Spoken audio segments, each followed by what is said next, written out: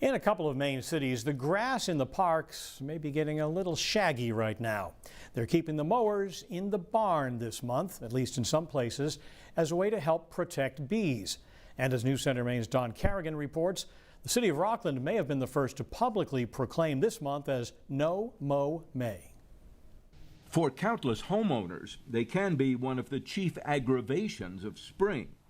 But dandelions are delectable to bees.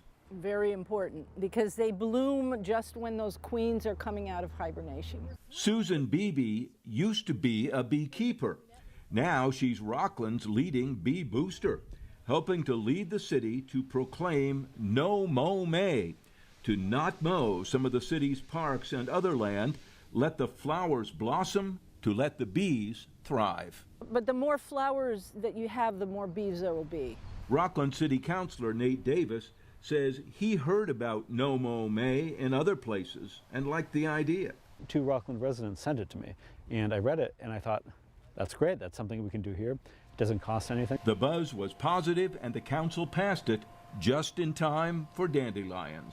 When the city first adopted the plan, they were going to include most of Rockland's parks, but then they scaled it back, in part because of concerns from some citizens over tall grass encouraging more ticks. But then a lot of concerns about ticks and, other animals maybe, being in the grass. And so we have a lot of people that like to bring dogs to parks and families to parks. So we decided just to pick certain areas in each park. Rockland is not the only Maine city doing this.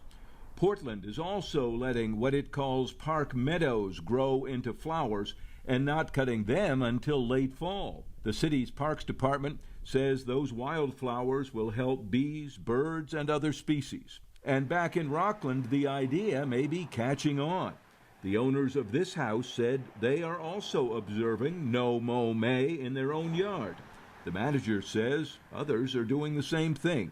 Susan Beebe says she now sees the bees happily hovering in the park's unmowed flowers. I think it all adds up.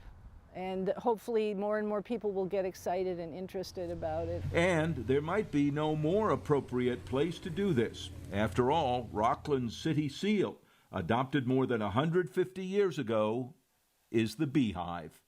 In Rockland, Don Carrigan, News Center, Maine.